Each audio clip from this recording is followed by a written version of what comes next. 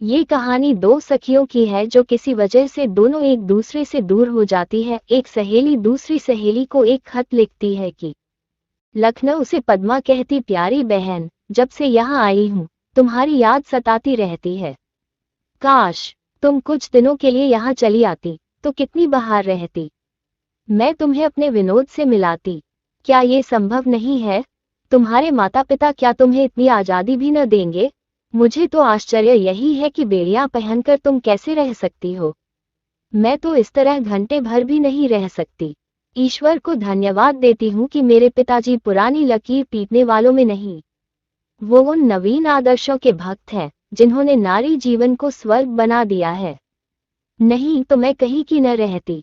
विनोद हाल ही में इंग्लैंड से फिल होकर लौटे हैं और जीवन यात्रा आरंभ करने के पहले एक बार संसार यात्रा करना चाहते हैं।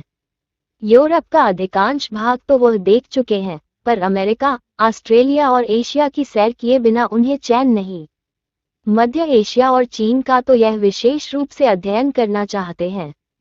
यूरोपियन यात्री जिन बातों की मीमांसा न कर सके, उन्हीं पर प्रकाश डालना इनका ध्येय है। सच कहती हूँ चंदा, ऐसा साहसी, ऐसा निर्भीक, ऐसा आदर्शवादी पुरुष मैंने कभी नहीं देखा था। मैं तो उनकी बातें सुनकर चकित हो जाती हूँ। ऐसा कोई विषय नहीं है जिसका उन्हें पूरा ज्ञान न हो, जिसकी वो आलोचना न कर सकते हो। और यह केवल किताबी आलोचना नहीं होती, उसमें मौलिकता और नवीनता होती है। स्वतंत्रता के तो वो अनन्य उपासक हैं। ऐसे पुरुष की पत्नी बनकर ऐसी कौन सी स्त्री है जो अपने सौभाग्य पर गर्व न करे। बहन, तुमसे क्या कहूँ कि प्रातःकाल उन्हें अपने बंगले की ओर आते देखकर मेरे चित्त की क्या दशा हो जाती है। यह उन पर न्योछावर होने के लिए विकल हो जाता है। यह मेरी आत्मा में बस गए हैं। अपने पुरुष की मैंने मन में जो कल्पना की थी, उसमें बाल बराबर का भी अंतर नहीं। मुझे रात दिन यही भय लगा रहता है कि कहीं मुझमें उन्हें कोई त्रुटि न मिल जाए।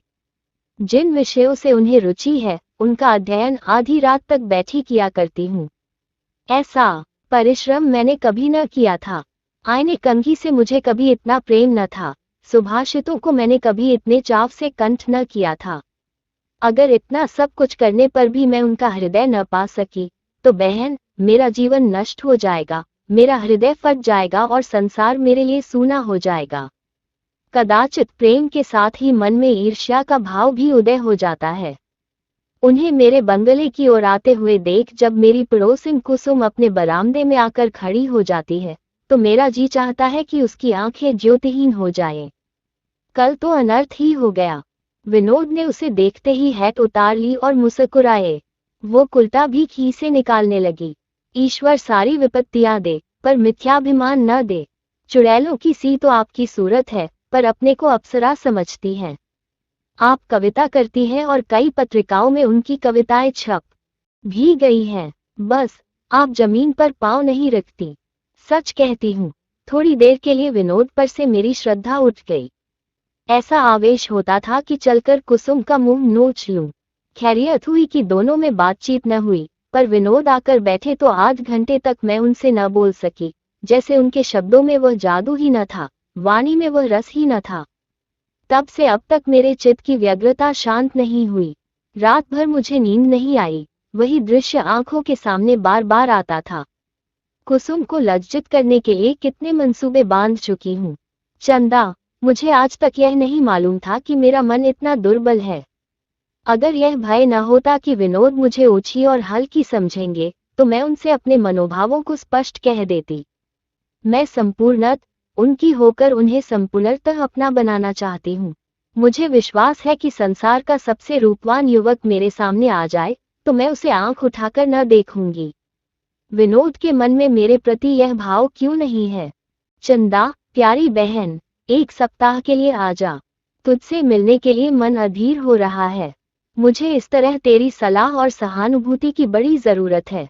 यह मेरे जीवन का सबसे नाजुक समय है। इन्हीं 10-5 दिनों में या तो पारस हो जाऊंगी या मिट्टी। लो 7 बज गए और अभी बाल तक नहीं बनाए। विनोद के आने का समय है। अब विदा होती हूँ। कहीं आज फिर अभागिनी कुसुम अपने बरामदे में न आ खड़ी हो। अभी से दिल कांप रहा है। कल तो ये सोचकर मन को समझाया था कि यूं ही सरल भाव से वो हंस पड़ी होगी।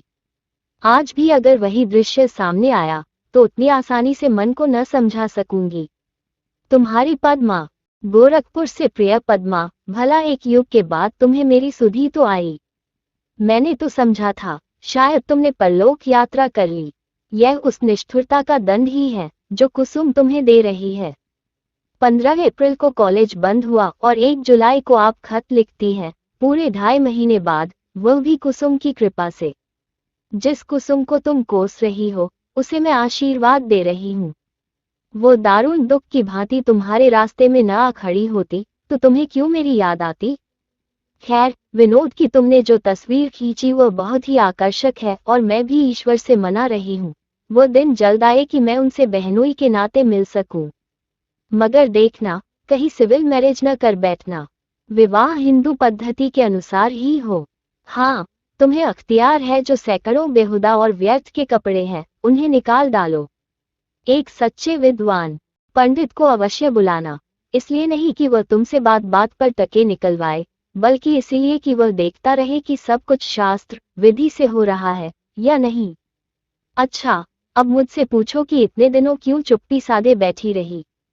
मेरे ही खानदान में इन 2.5 महीनों में 5 शादियां हुई, बारातों का तांता लगा रहा। ऐसा शायद ही कोई दिन गया हो कि 100 मेहमानों से कम रहे हो, और जब बारात आ जाती थी तब तो उनकी संख्या 500-500 तक पहुंच जाती थी। ये 5 लड़कियां मुझसे छोटी हैं और मेरा बस चलता तो अभी 3-4 साल तक न बोलती, लेकिन मेरी सुनता कौन है। और विचार करने पर मुझे भी ऐसा मालूम होता है कि माता पिता का लड़कियों के विवाह के लिए जल्दी करना कुछ अनुचित नहीं है। जिंदगी का कोई ठिकाना नहीं। अगर माता पिता अकाल ही मर जाएं, तो लड़की का विवाह कौन करे। भाइयों का क्या भरोसा। अगर पिता ने काफी दौलत छोड़ी है तो कोई बात नहीं, लेकिन जैसा साधारणतः होता है, पिता ऋण का भार छोड़ गए तो बहन भाइयों पर भार हो जाती है। ये भी अन्य कितने ही हिंदू रस्मों की भांति आर्थिक समस्या है, और जब तक हमारी आर्थिक दशा न सुधरेगी ये रस्म भी न मिटेगी। अब मेरे बलिदान की बारी है। आज के 15वें दिन ये घर मेरे लिए विदेश हो जाएगा। 2-4 महीने के लिए आऊंगी तो मेहमान की तरह। मेरे विनोद बनारसी हैं, अभी कानून पढ़ रहे हैं। उनके पिता नामी वकील हैं। सुनती हूँ कई गांव हैं, कई मकान हैं, अच्छी मर्यादा है। मैंने अभी तक वर को नहीं देखा। पिताजी ने मुझसे पूछवाया था कि इच्छा हो तो वर को बुला दूं, पर मैंने कह दिया कोई जरूरत नहीं। कौन घर में बहू बने, है तकदीर ही का सौदा। न पिताजी ही किसी के मन में पैठ सकते हैं, न मैं ही। अगर 2 एक बार देख ही लेती, नहीं मुलाकात ही कर लेती, तो क्या हम दोनों एक दूसरे को परख लेते। ये किसी तरह संभव नहीं। ज्यादा से ज्यादा हम एक दूसरे का रंग रूप देख सकते हैं। इस विषय में मुझे विश्वास है कि पिताजी मुझसे कम संयत नहीं है। मेरे दोनों बड़े बहनोई सौंदर्य के पुतले न हों, पर कोई रमणी उनसे घृणा नहीं कर सकती। मेरी बहनें उनके साथ आनंद से जीवन बिता रही हैं, फिर पिताजी मेरे ही साथ क्यों अन्याय करेंगे। यह मैं मानती हूँ कि हमारे समाज में कुछ लोगों का वैवाहिक जीवन सुखकर नहीं है, लेकिन संसार में ऐसा कौन समाज है जिसमें दुखी परिवार न हो। और फिर हमेशा पुरुषों ही का दोष तो नहीं होता, बहुधा स्त्रियां ही विष की गांठ होती हैं। मैं तो विवाह को सेवा और त्याग का व्रत समझती हूँ और इसी भाव से उसका अभिवादन करती हूँ। हाँ, मैं तुम्हें विनोद से छीनना तो नहीं चाहती, लेकिन अगर 2 जुलाई तक तुम 2 दिन के लिए आ सको तो मुझे जिला लो। ज्यों ज्यों इस व्रत का दिन निकट आ रहा है, मुझे एक अज्ञात शंका हो रही है। मगर तुम खुद बीमार हो, मेरी दवा क्या करोगी। जरूर आना बहन। तुम्हारी चंदा। प्यारी चंदा, सैकड़ों बातें लिखनी है, किस क्रम से शुरू करूं समझ में नहीं आता। सबसे पहले तुम्हारे विवाह के शुभ अवसर पर न पहुंच सकने के लिए क्षमा चाहती हूँ। मैं आने का निश्चय कर चुकी थी, मैं और प्यारी चंदा के स्वयंवर में न जाऊं। मगर उसके ठीक 3 दिन पहले विनोद ने अपना आत्मसमर्पण करके मुझे ऐसा मुग्ध कर दिया कि फिर मुझे किसी बात की सुधि न रही। वे प्रेम के अंतस्तल से निकले हुए उष्ण, आवेशमय और कपित शब्द अभी तक कानों में गूंज रहे हैं। मैं खड़ी थी और विनोद मेरे सामने घुटने टेके हुए प्रेरणा, विनय और आग्रह के पुतले बने बैठे थे। ऐसा अवसर जीवन में एक ही बार आता है, केवल एक बार, मगर उसकी मधुर स्मृति किसी स्वर्ग संगीत की भांति जीवन के तार तार में व्याप्त रहता है। तुम उस आनंद का अनुभव न कर सकोगी। मैं रोने लगी, कह नहीं सकती मन में क्या क्या भाव आए, पर मेरी आंखों से आंसुओं की धारा बहने लगी। कदाचित यही आनंद की चरम सीमा है। मैं कुछ कुछ निराश हो चली थी। 3-4 दिन से विनोद को आते जाते कुसुम से बातें करते देखती मैं। कहानी सुनने के लिए बहुत बहुत धन्यवाद। बाकी की कहानी अगले भाग में। अगर कहानी अच्छी लगी हो तो वीडियो को लाइक, शेयर और सब्सक्राइब जरूर करें।